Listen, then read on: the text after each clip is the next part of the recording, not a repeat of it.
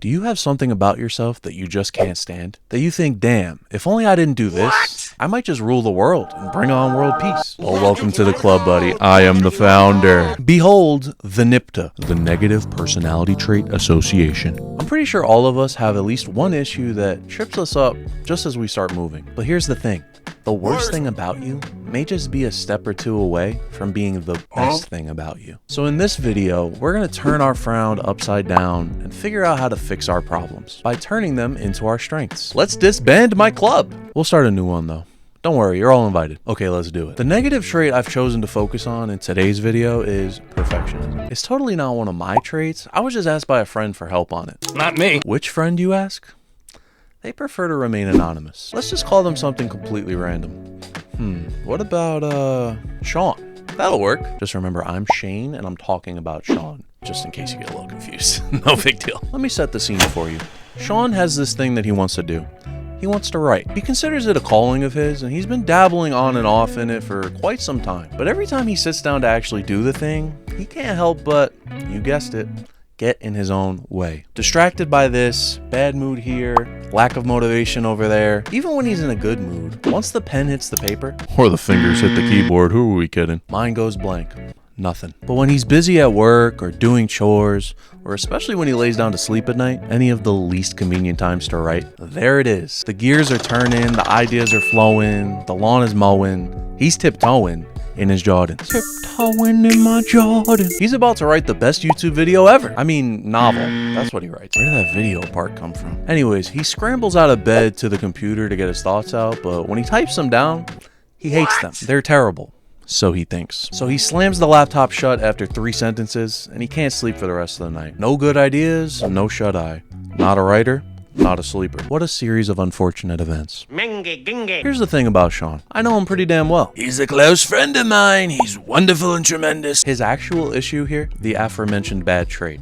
Perfectionism. Sean has written things before. He's even been told by his friends and family that they're pretty good, but he's never fully gone for it. He's been in his head, judging and critiquing like Simon Cowell in the 2000s. There is as much chance of you being a pop star or a rock star as me flying to the moon tomorrow morning for breakfast. Never giving his words any time or space to breathe before he crosses them out and tosses and turns all night. If he doesn't come out the gates with the talent and execution of prime William Shakespeare, it's all over. Ye ride ends here, madame, my lady.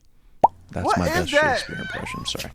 No point in even continuing. I suck, is what he said, I mean. I've never encountered this phenomenon. Sean is the king of this. High standards, expecting no flaws, and all of this is directly tied to his self-worth. The judgment hat is on his head, and his sights are set on the 2 sentences that he got in between sleep attempts. This is a constant in the things that he does in all different areas of his life, not just writing. When he goes to work, he overlooks his accomplishments to harp on every little mistake. Damn, I didn't respond to an email in the first 3 minutes after delivery. Boy, am I worthless. Even when he winds down and plays video games with his friend, he has to be the best of the bunch, the leader of the team, the best 2K player of all time. If you sag off, you swag off! Any missed shot is another sticker on the Sean Sucks chart. But in bad news for him, I'm actually the MVP of the 2K squad. So maybe I'm the problem. I ruined this poor kid's self-worth. So that's Sean's life in a nutshell. Doesn't it sound like a fun, relaxing way to live? Talk about forming the perfect environment for creativity and daily excitement. Judging every word that hops out of your head while they're still in transit to the paper. Sorry, the screen. I know. This is 2026. And it's intercepted. Even judging yourself on things that are supposed to be fun, like balling with the bros. Making it feel like the most important thing since sliced bread. Although, the way some of these 2K games be going, it does sometimes feel like the Martians have the death beam pointed at Earth and you're the only hope we have left. I want Iguodala. Alright, back on topic. The bigger issue is the things that are most important in Sean's life, he's been avoiding even starting them. Avoidance is a hell of a drug. They've been built up in his head, and his sky-high expectations of perfection have left him with nothing but a notes app full of headlines that were never expanded upon. Ideas that were never given a chance. Ironically, his expectations for nothing but the best have left him with nothing. Wait a minute, that sounds familiar. Ironically, choosing all these different things really ended up being the equivalent of choosing nothing. Wait, but that last video was about Shane, not Sean. These guys sound pretty similar. and kind of attractive. The image is hideous. It's hideous. Hideous. And the thing is, Sean knows this too. He's painfully self-aware that he's a perfectionist, and he knows that he needs to take a chill pill to be able to make any progress at all, rationally speaking. But his irrationality has won out constantly. The good thing is, he was listening to me talk about this very topic, and he's ready to listen to my advice. He's gonna make his bad the good. And maybe this could even work for you, the viewer. We take the bad, we beat it up, we pop it, lock it, polka dot it, countrify it, and hip-hop it, put his arms on the side, move side to side. To the left, kick it Jump to the left, stick it. Sorry, we take the bad, we beat it up, and we turn it into the good now.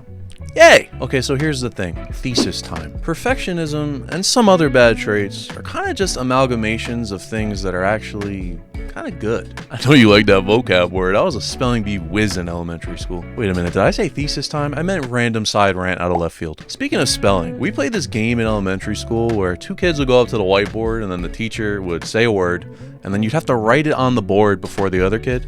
And you'd have to like spell it right and also like be able to read your chicken scratch handwriting. I don't remember what the game was called or if like anyone else has ever played it, but if you did, let me know in the comments. And then let me know if you want to come over and play it with me. I have a whiteboard. I'll set it up. The first word is amalgamation. You're welcome. Okay, back to thesis time. Perfectionism at its core is kind of good. Like if you break it down to its roots, it's just having really stupidly high standards. Having high standards on its own is not a bad thing, but the perfectionism part of it is pushing it to the extreme. The standards are so high that it's impossible to do anything that actually seems worthwhile. If I expect literal perfect words, it's going to be hard to be okay with writing anything at all. But if we dial it back to just high standards, that's actually a good thing. You expect good things out of yourself.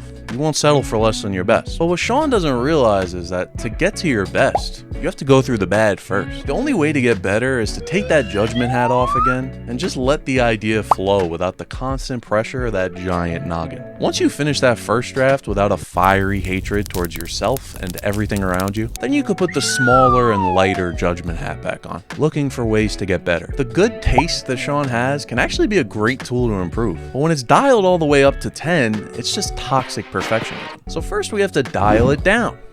Dial is a soap. This is not sponsored. Unless you want it to be. I mean, I like keeping my hands clean. Dial, I guess, has body soap too, right? Dial, hit me up, man. What's up? Yo, Netflix and Dial, 2 videos in, 134 subscribers. I mean, I'm kind of a big deal. Then, when Sean starts doing this and taking my advice, he's going to be surprised. All he needs to do is stop being such an asshole to himself to realize his superpower. If he bites his hand really hard, he turns into a titan. No, sorry. Favorite show of all time. Eren Yeager! His actual new superpower is that instead of pursuing perfect, he's gonna be the best he can possibly be. Friendship ended with perfectionism, now best I can be-ism is my best friend. Best I can be-ism. Best I can be-ism. It kind of sounds like, I'm watching Vinland Saga, kind of sounds like the name of one of like Norse leaders of the army. Best I can be-ism. Best I can be-ism. Where should I drop the anchor? Sorry. Sounds perfect to me. So from this little story turned case study of Sean, we've devised our plan to turn our negative trait, perfectionism, into a positive asset. Best I can be-ism. Best I can. Oh shit. Best I can be-ism? Best I can. Yo, you could just call me Best I can be-ism. My name's no longer Sean or Shane. Now Sean has a roadmap for how he can write his YouTube videos and get them to be as good as they can possibly be. By relieving his constant judgment and self-hatred for a moment or 2, or maybe 3. If we get to 4, he might turn into a titan. By thinking about what this problem really means, we were able to shift the goalposts ever so slightly and kind of rewrite our flaw into our strength. We managed to take our issue of impossibly high standards and kind of turn it upside down. And by cleansing this problem with Dial Soap, our dialed down high standards of ourselves were able to guide us toward improvement. Sorry, I mean guide Sean to improvement, obviously. We are now sitting on our throne as the Fresh Prince of Nipta. Wait a minute, I guess we have to shut Nipta down. It doesn't apply anymore. How about instead of the Negative Personality Trait Association, we become Negative Personality Traits Anonymous? Holy shit, we're still Nipta. We are so back. Okay, cat's out of the bag. It's not just a Sean thing. Ironically, I was doing this exact shtick with this video that you're watching. Agonizing over every 2 lines of the script, holding up all my momentum, and wanting to hide in my igloo under the covers in my bed. If you've never done that before as a kid, maybe I'm just on the spectrum. I'm not sure. but it's great. Damn, me and Sean sure do sound similar. Maybe we could both join the reformed NIPTA. Now that I think of it, my kindergarten teacher did always call me Sean instead of Shane. But hey, I guess I can't judge her for that. That would be awfully perfectionist of me. If you liked the video, just would really love to hear from you. And if you'd like to subscribe or like or anything, it really means a lot at this stage, because I needed my friend to give me a little confidence in the script for me to actually move forward with it. So when you comment or say nice words, it's really all I could ever ask for. And thanks for watching. I appreciate you. See you next time.